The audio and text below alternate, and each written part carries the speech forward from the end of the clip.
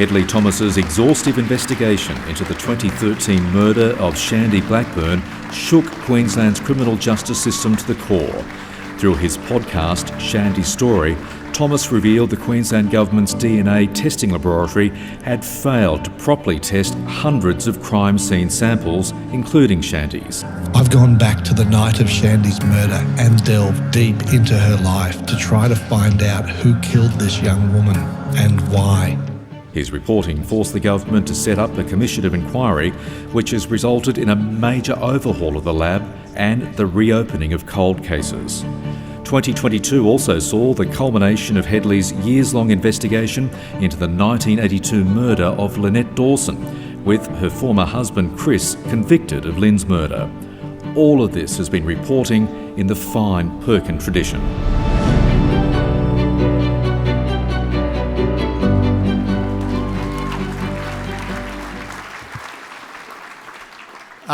Well, thank you very much. I'm most humbled. I didn't know whether or not I was any chance tonight, and I scratched out a few notes before I came here, just in case that I got up. But I'm truly humbled. I first want to thank my hosts, John Paul Cashin and Connor O'Byrne from Thompson Gear.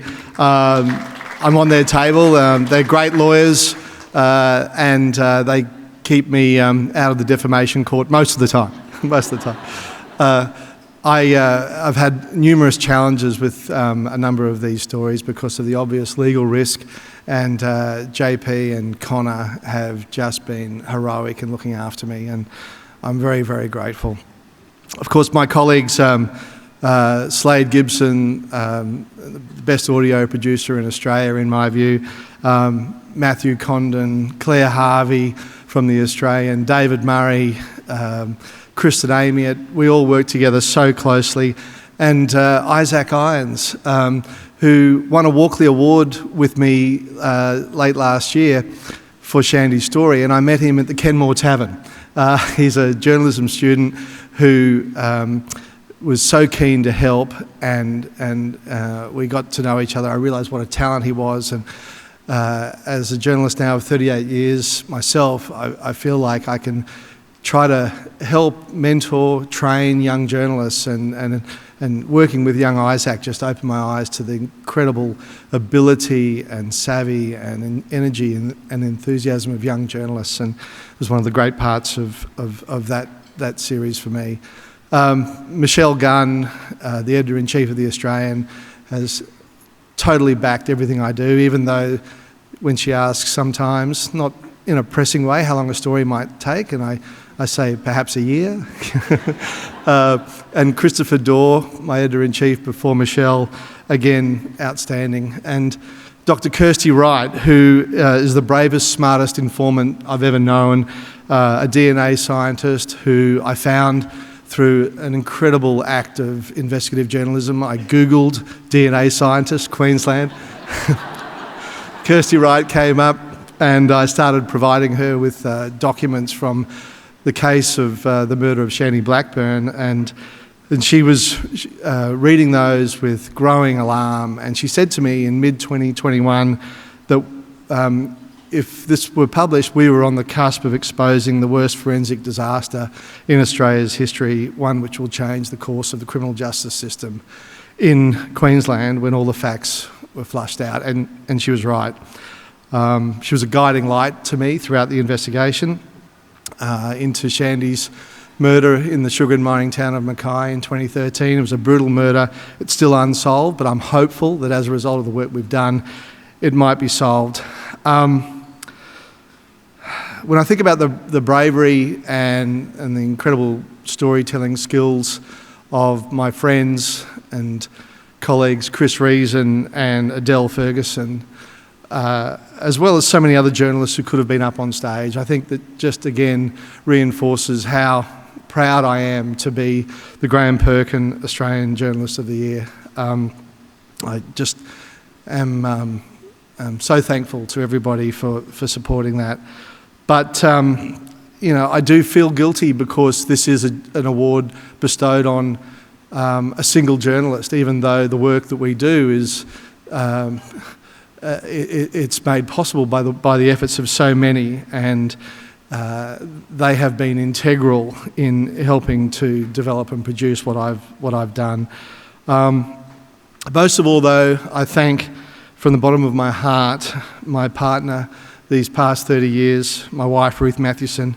We've been through some incredible highs and lows together, professionally and personally. Being shot at in our own home 20 years ago was one of the worst times, and for years afterwards, just a mere mention of this assault by a well-meaning friend would cause me to just start crying. It didn't matter where I was. That was PTSD. So we got through this and other challenges, and our marriage must have frayed at times through the demands of this amazing craft of journalism, but both of us have loved it so much.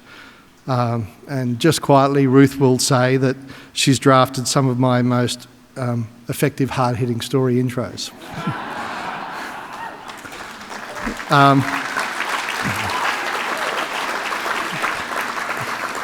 Ruth has been a fantastic journalist herself, but during the Teacher's Pet research and the episodes that were coming out in 2018, when I was under enormous pressure, I think Ruth decided she wanted to change careers, and she chose nursing.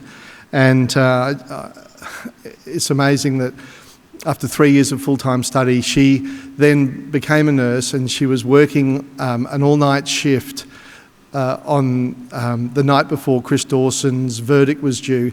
She finished at 6 a.m, drove straight to the airport, got on a very early flight to Sydney, was able to get to the court just in time to hear the judge start giving his verdict. She didn't realise the judge was going to bury the lead. Took him 5 hours to deliver it, and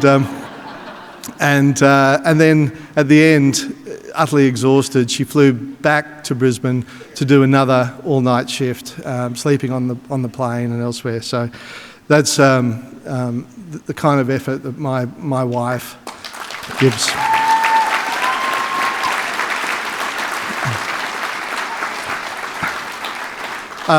Just briefly on podcasting, I mean, what a medium.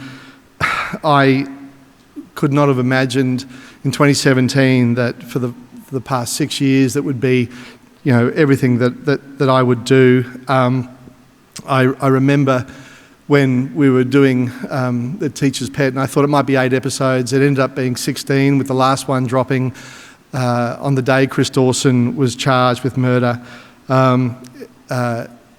With Shandy's story, I thought that might be 8 episodes. It ended up being 20, and then another 9 episodes with the sequel when the Royal Commission was called. And that Royal Commission uncovered appalling failure in the government-run DNA lab that's meant to identify killers and rapists from their DNA left behind. And that DNA was left behind, but the DNA lab kept reporting no DNA detected. And I think there's a reason these series end up being bigger than you imagine. It's because people engage with them. They engage with the audio much more than I found I was getting with the journalism I'd been doing in the news pages and digitally. It's the voice, it's the impact of people hearing witnesses and understanding that there are real people here, and there's a relatability that I don't think I've been able to reproduce in actual printed work. But it's so important that we get access to the material that underpins these sorts of cold cases. I don't think it's a coincidence that in the most important stories and cases of my career, being Lynn Dawson's and Shandy Blackburn's, the material that I've had made available to me from 2 inquests in Lynn Dawson's case, from 1 inquest in Shandy's case, that material from police and prosecutors and from members of the family has allowed me to develop the series, to deal with witnesses, to go and track down people who spoke to police, to follow up new leads. Without that material, you can't possibly attempt to try to solve these cold cases. And I think one of the great barriers that a lot of journalists come up against is the reluctance of authorities and some people in the criminal justice system to allow journalism to try to solve these cases that the system has failed to solve. I mean, Lynn Dawson's case, 36 years old when I took it on. And I think we have to fight the attempts to block our access to what should be public information, particularly when there have been inquests. We should insist that we have a chance, we give the families a chance, one more chance to try and solve cases that always could have been solved. And I think police, some of whom are probably concerned that we might hold up to public scrutiny the conduct, the failure, the strategies of police during an investigation that didn't work out. Certainly criminal defence lawyers and some judges, we should, I think, always be mindful that they're carping about our so-called contamination of witnesses. Really doesn't stand up to a lot of scrutiny. We should be able to go back and talk to as many people as possible, because our role as journalists is to try and bring sunlight to these cases that have been in the dark for a long time, and finally give a chance to people like Vicky Blackburn, Shandy's mother, and Chanel Dawson, Lynn's daughter, to deliver justice even after a very long time. Thank you very much. I'm sorry I went for a bit longer, but I just wanted to get it off my chest.